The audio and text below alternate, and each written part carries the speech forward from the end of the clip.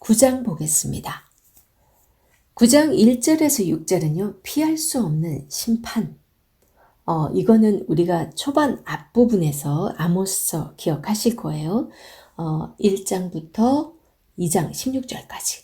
네, 거기에서 정말 이스라엘이 심판을 절대로 피할 수 없다라는 사실을 말씀하고 있었던 거 기억하실 거예요. 이제 또 마지막에서 절대로 심판을 피할 수 없다라는 말씀을 또 하고 계세요. 수미상관이죠. 그래서 9장에서는 여호와 하나님께서 친히 성소의 파괴를 친히 지휘하고 계시는 그 모습을 소개하는데요. 하나님의 심판이 확실하고도 철저하게 이루어질 것을 강조하고 있습니다. 하지만 9장 마지막은요. 죄인을 심판하시겠다는 메시지로 끝나지 않고 이스라엘의 회복을 말씀해주고 있습니다. 대부분의 선지서가 거의 그렇습니다. 9장은 이렇게 이루어져 있어요. 1절에서 10절은 죄악된 백성을 향한 하나님의 확실한 심판, 피할 수 없는 심판이죠.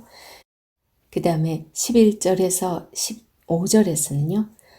자신의 백성들을 국가적으로 다시 일으켜 회복시키시는 은혜로우신 하나님의 말씀이 소개됩니다. 1절에서 4절은 하나님께서 제단 곁에 서서 일방적으로 단호하게 말씀하고 계시는데요. 한번 읽어보겠습니다. 내가 보니 주께서 제단 곁에 서서 이르시되 기둥머리를 쳐서 문지방이 움직이게 하며 그것으로 부서져서 무리의 머리에 떨어지게 하라. 내가 그 남은 자를 칼로 죽이리니 그 중에서 한 사람도 도망하지 못하며 그 중에서 한 사람도 피하지 못하리라. 그럽니다. 1절은 성소의 파괴를 보여주는데요. 하나님은 4장 4절에서 5절 거기에서 이제 이미 성소에서 행해진 여러 가지 죄악과 우상 숭배의 모습들을 소개를 했습니다. 그래서 형식적인 예배 행위로서 하나님께서 그것을 분명히 멸망시키겠다고 심판하시겠다고 이제 작정을 하신 거죠. 성소 안에 있던 자들이 성소가 파괴될 때 죽는다는 사실은 이 성소에서의 예배와 제사 행위가 가나안 사람들의 그 예배 형태를 따르고 있었다는 걸 알 수 있습니다. 왜냐하면 이스라엘의 그 전통적인 예배는요. 그 성소 바깥의 마당에서 주로 이루어지거든요. 그 짐승 잡고 거기에 안수하고 피 흘리고 하는 그런 일들 그죠. 그런데 지금 성소 아니라는 것을 더욱 지금 강조하고 있죠. 그래서 더욱 가나안 사람들의 그 제사법을 따르고 있었던 게 아닌가 생각을 합니다. 하나님의 심판이 얼마나 철저한지 이 성소가 파괴될 때 죽지 않고 혹시 살아남은 자들은 모두 칼로 멸하셔서 그 중에 있던 자들이 하나도 살아서 도망하거나 피하지 못하게 하시겠다고 말씀하세요. 2절에서 4절 여기 말씀에서 보면요. 하나님은 땅속 깊은 곳과 하늘 저 꼭대기 갈멜산 꼭대기와 바다 밑까지도 주시하면서 다 통찰하신다고 말씀을 하세요. 이것은 하나님의 주권적인 활동을 통해서 죄인은 한 사람도 빠짐없이 내가 심판할 거다 라는 이 굳은 의지가 보입니다. 2절에서 4절 읽어보겠습니다.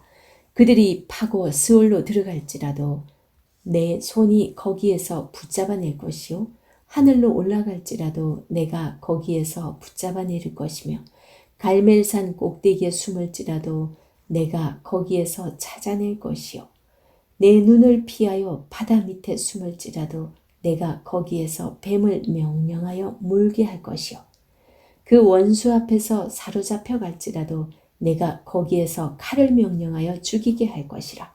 내가 그들에게 주목하여 화를 내리고 복을 내리지 아니하리라 하시니라. 이렇게 말씀하십니다. 2절에서 스올은 무덤이나 그 죽은 자들이 거하는 곳으로 이해를 우리는 보통 합니다. 그죠? 그런데 여기서는 이 가장 높은 하늘과의 그 반대 대조적인 개념으로서 인간이 하나님의 간섭을 벗어날 수 있는 제일 밑에라고 생각하는 것으로 지금 이 수어를 사용하고 있습니다. 그래서 죄악에 빠진 인간이 하나님의 그 심판을 그 피해서 땅속 깊은 거 너 숨을 때까지 한번 숨어봐봐. 그렇게 말씀을 하는 거죠. 그 다음에 3절에서 갈멜산은요. 지중해를 내려다볼 수 있는 아주 높고 숲이 우거진 산으로 유명합니다. 그곳을 갈멜산, 이제 이들에게 와닿는 갈멜산 하면 굉장히 높은 곳이니까 그렇게 생각하는 거죠. 그리고 이스라엘 백성들은 이 산을 바알에게 속한 것으로 이해를 했답니다.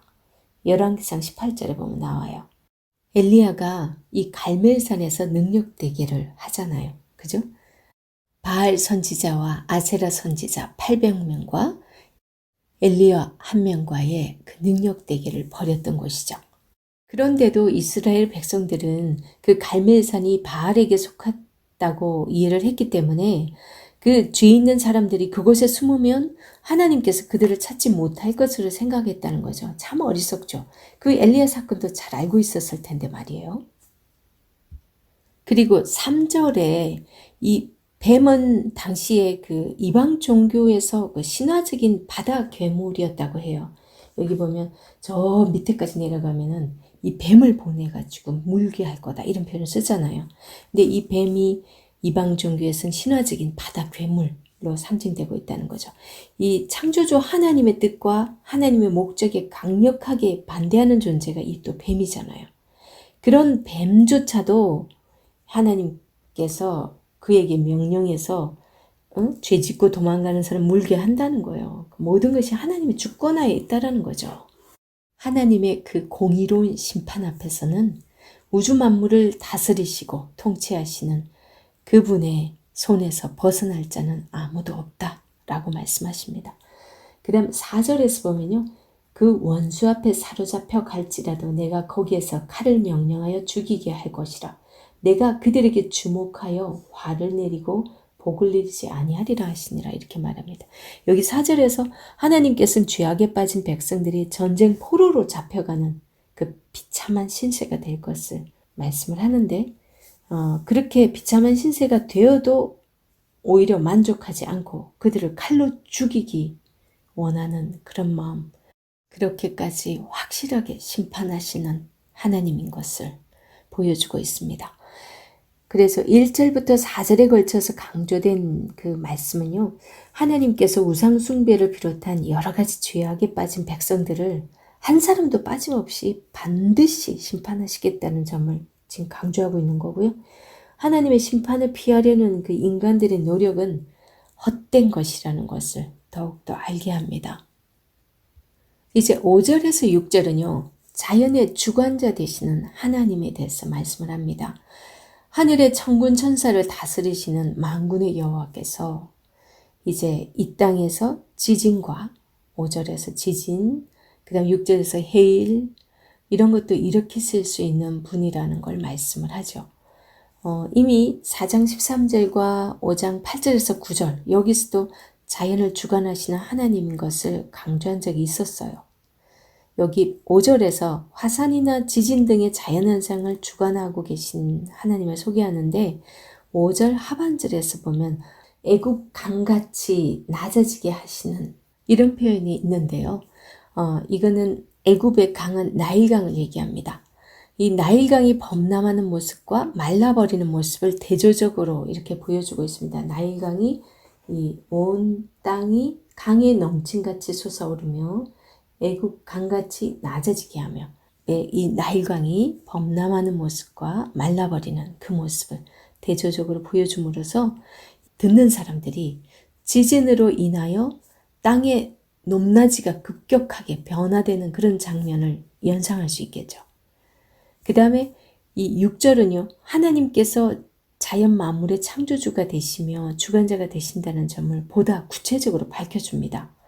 6절에서 그의 궁전을 하늘에 세우시며 그 궁창의 기초를 땅에 두시며 바닷물을 불러 지면에 쏟으시는 이니 그 이름은 여호와시니라 이렇게 말씀하고 있어요.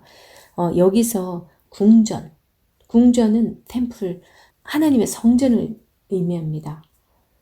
그런데 이거는 계단이라는 이 원어적 의미가 있어요.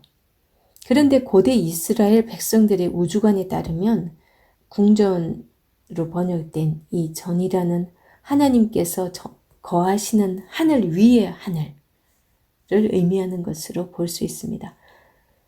하나님께서 땅에 두신 궁창의 기초는 우리가 볼 수 있는 하늘을 의미하는 거죠.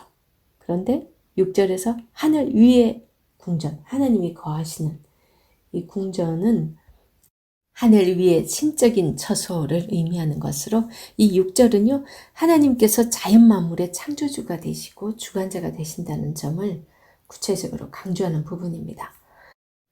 7절에서 10절은 이제 만백성에게 공평하신 하나님입니다. 심판에서도 공평하다는 거죠. 하나님의 공의로운 심판 앞에서는 예외가 없어요. 그리고 죄가 있는 곳은 어디든지 심판이 있을 수밖에 없다는 사실을 강조하고 있습니다. 하지만 그 심판의 적용은 다른데 8절에서 10절을 보면 야곱의 집은 손으로 파괴되지 않겠지만 보이 공격을 받을 것이라고 이렇게 표현을 합니다. 7절 여호와의 말씀이니라 이스라엘 자손들아 너희는 내게 구수족속 같지 아니하냐 내가 이스라엘을 애굽 땅에서 블레셋 사람을 갑돌에서 아람 사람을 기로에서 올라오게 하지 아니하였느냐 보라 여호와의 눈이 범죄한 나라를 주목하느니 내가 그것을 지면에서 멸하리라 그러나 야곱의 집은 온전히 멸하지는 아니하리라 여호와의 말씀이니라. 여기 7절에서 이 두 가지 수사학적 질문을 하나님께서 던지고 계세요. 이거는 하나님의 그 관심이 만백성에게 향하고 있다라는 그런 걸 말씀해 주고 있습니다. 너희들 이스라엘 백성뿐만이 아니라 내가 다른 나라도 어떤 나라의 식민지로 있다가 다 구해줬고 해방시켜주고 다 했어. 유독 너희들만 이 선민이라고 특별할 거라고 생각하지 마. 너희들도 잘못되면 가차없이 너희들도 심판받아야 되는 거야. 그 의미가 지금 이 7절의 의미인데요. 그러면 좀 더 자세히 보도록 하겠습니다. 여기서 구수족은요, 에티오피아입니다. 이들은 흑인들인데 주변 민족들로부터 경멸을 받아왔대요. 이스라엘 백성을 이 구수족과 동등한 위치에 놓고 지금 말씀을 하고 계신 거예요. 오히려 이스라엘 너희들 하나도 자랑할 것도 없으면서 지금 뭐 그렇게 선민이라고 까불어? 이스라엘 백성들이 자기들만 특별히 선민으로서 자부심 갖는 가장 큰 사건이 뭐겠어요?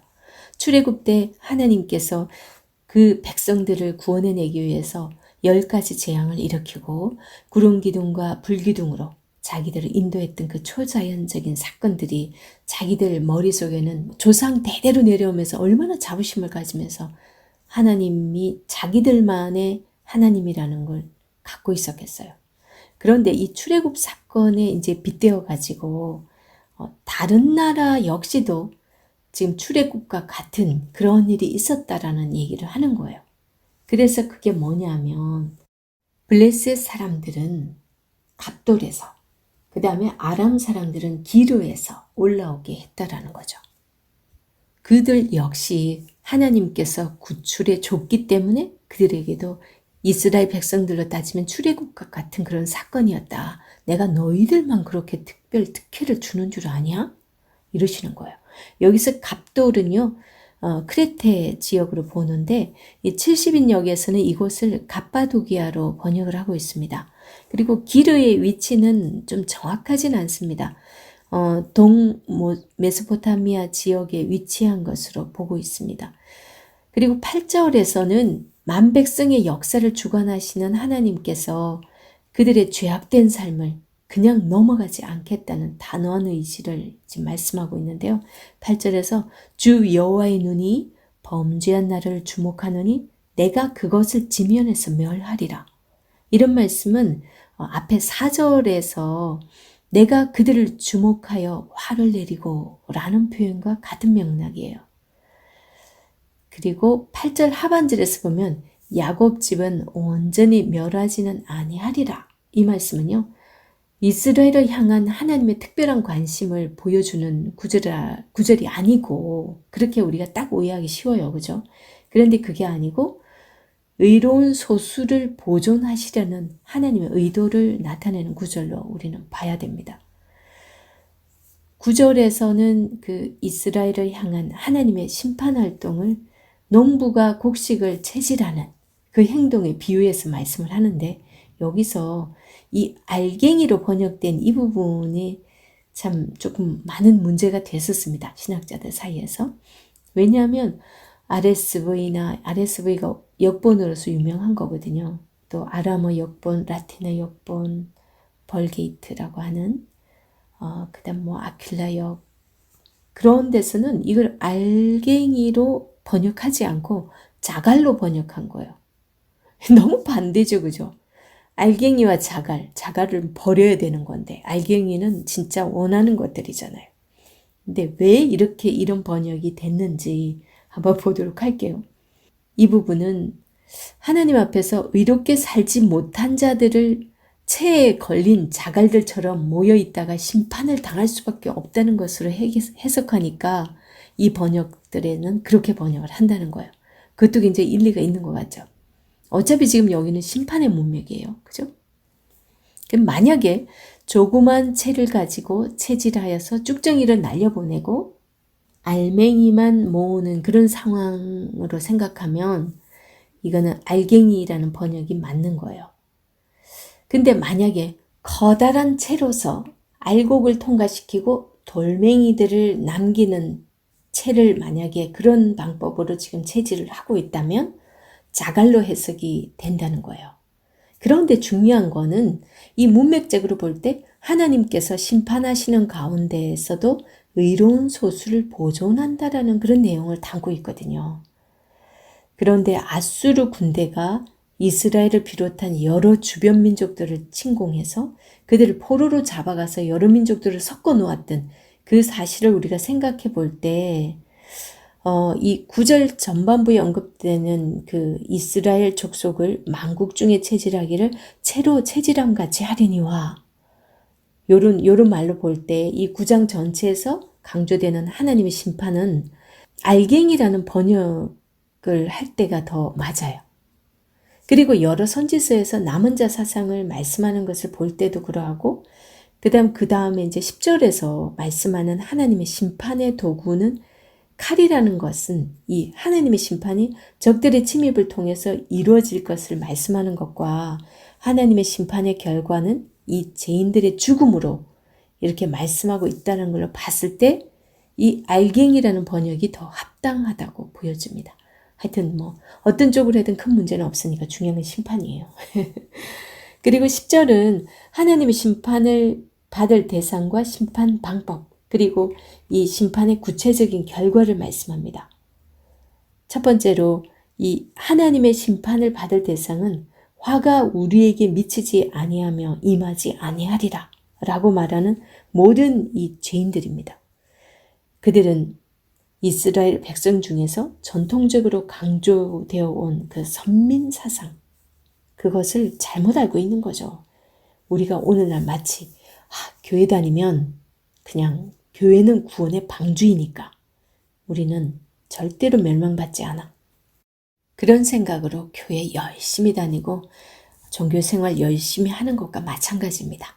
그런데 우리가 오늘 이 말씀을 통해서 분명하게 우리가 기억해야 될 것은 이런 자들을 하나님께서 심판하신다는 그 말씀을 우리는 기억해야 됩니다. 그리고 이제 11절에서 15절, 여기에서는 이스라엘의 회복에 대한 말씀을 하세요. 11절에서 15절에 소개되는 이스라엘 국가의 그 재건, 다시 하나님께서 이스라엘을 세울 거라는 이 말씀과 회복에 관한 이 예언은 하나님께서 죄악으로 향하는 죄인된 백성들의 그 죄는 비록 심판하시지만 결국은 하나님께서 사랑하셔서 은혜로 그들을 회복시킬 것을 보여주고 있습니다. 하나님의 공의로운 심판 이후에 은혜가 베풀어진다는 사실은 우리가 성경을 통해서 많이 있었죠. 대표적인 게 이 노아의 홍수가 이 심판의 제일 먼저 보여주잖아요. 전 인류를 심판한 거는. 그래서 노아 시대의 그 죄악된 백성들을 멸하신 후에 하나님께서 또 하나님의 백성들을 만들어가기 위해서 당시에 의롭다고 하나님께서 인정해 준 그 노아의 가족 8명을 또 구원을 하셔서 하나님께서 새로운 하나님 나라를 이루어 가시는 그 모습에서도 우리는 발견할 수 있습니다. 이런 말씀에서 우리는 공의롭게 심판하시면서도 그 후에 하나님을 또 다시 믿고 하나님 붙들고 하나님께 매달리는 그런 사람들에게 새로운 삶을 살아갈 수 있도록 길을 열어주시는 그런 좋으신 하나님인 것을 우리는 또 볼 수가 있습니다. 11절은요. 이스라엘 백성의 가까운 미래에 자신의 죄악으로 인해서 모든 것이 다 무너진 상태. 그래서 아무것도 할 수 없는 그들에게 하나님의 은혜로운 행동이 먼저 나타나는 것을 말씀해 줍니다. 11절 읽어보겠습니다. 그날에 내가 다윗의 무너진 장막을 일으키며 그것들의 틈을 막으며 그 허물어진 것을 일으켜서 옛적과 같이 세우고 12절 그들이 에돔의 남은 자와 내 백성으로 일컫는 만국을 기업으로 얻게 하리라. 이 일을 행하시는 여호와의 말씀이니라. 하나님께서 다 무너뜨리고 그 다음에 그 이전에 다윗 시대 같으면 굉장히 하나님께서 다윗을 들어서 아주 이스라엘을 아주 영토도 확장하시고 번성하게 하셨죠. 그때 옛날 그 다윗 시대처럼 번성하게 재건하시겠다고 말씀합니다. 오랜 적대 국가인 그 에돔뿐 아니라 주위의 여러 국가들까지도 이스라엘의 수하에 있게 될 것이라고 그 정도로 번창하게 되는 그런 모습을 보여줌으로써 이제 이 백성들이 하나님 안에서 소망을 갖게 되도록 지금 말씀해주고 있죠. 그 다음에 이제 13절에서 15절에서는요. 하나님께서는 그 백성들의 국가를 재건해 주는 것과 동시에 그 땅을 축복해 주십니다. 그 뭐 나라만 세워놓으면 뭐해요, 그죠? 그 땅이 또 복을 받아야죠. 그래서 13절은 하나님께서 농사를 짓는 백성들이 풍성한 수확을 얻을 수 있도록 하시는 그런 장면을 어떻게 표현하냐면 땅을 축복하시는 그 두 개의 농경적 이미지를 사용합니다. 그게 하나는 추수 때가 지나 제 밭을 갈아야 하는 지경이었는데 그때도 아직 추수할 것이 남아서 추수를 하고 바로 뒤이어서 밭을 갈아야만 하는 농부의 모습. 너무나 이제 추수가 잘 돼서 이제 농부가 엄청 바빠진 그런 모습이죠. 또 하나는 수확기가 벌써 지나고 씨 뿌릴 때가 되어서 농부가 밭에서 씨를 뿌리는데 그 옆에서는 풍성한 수확으로 말미암아 아직도 포도즙을 만드는 자들이 포도 열매를 밟고 있는 모습인 거예요. 그러니까 참 굉장히 풍성함이 느껴지죠. 그런 모습을 지금 상징적으로 보여주고 있습니다. 13절 하반절을 보면요. 산들이 단포도주를 흘리며 작은 산들은 녹으리라. 이 말씀이 있어요. 이게 여기에서는 포도나무가 심어져 있는 산에서 잘 익어 떨어진 포도 열매들로 인해서 포도즙이 땅에 흐르는 그런 모습. 이거 역시도 수확의 풍성함을 보여주는 모습이죠. 14절에서 15절에서는 하나님께서 이제 죄악으로 심판을 했지만 이제 그래서 포로로 끌려갔지만 결국은 고국으로 돌아오게 하실 것이라고 말씀합니다. 이어서 그들이 성읍을 건축하고 새롭게 농사를 지어서 하나님께서 제공하시는 그 풍성한 수확을 맛보며 살게 될 것이라고 말씀합니다. 회복인 거죠. 하나님의 은혜로 백성들이 새로운 출발을 하려고 할 때 그런데 한편으로는 굉장히 또다시 하나님께 심판을 받을까봐 이 심판의 두려움이 그들 속에 있었을 거예요. 그래서 자상하신 우리 하나님께서 이 15절의 말씀을 해주시는 거예요. 15절 내가 그들의 땅에 심으리니 그들이 내가 준 땅에서 다시 뽑히지 아니하리라. 네 하나님 여호와의 말씀이니라. 이렇게 하면서 아모스가 끝나고 있는데요. 보통 하나님께서 이스라엘 백성들에게 너희들이 죄가 많기 때문에 포로로 잡혀갈 것을 그 땅에서 뽑으리라는 표현을 쓰셨어요. 그런데 이제 다시 그 땅에 심으리라고 말씀하셨어요. 이건 포로 귀환인 거죠. 얼마나 이게 또 소망의 말씀인지 모릅니다. 그러면서 다시 뽑히지 아니하리라. 내가 다시 멸망하지는 않겠다. 그렇게 말씀을 하십니다. 모든 죄의 대가를 치르고서 하나님께 돌아온 이 하나님 나라의 백성들에게 하나님께서 이런 약속을 해주고 계십니다.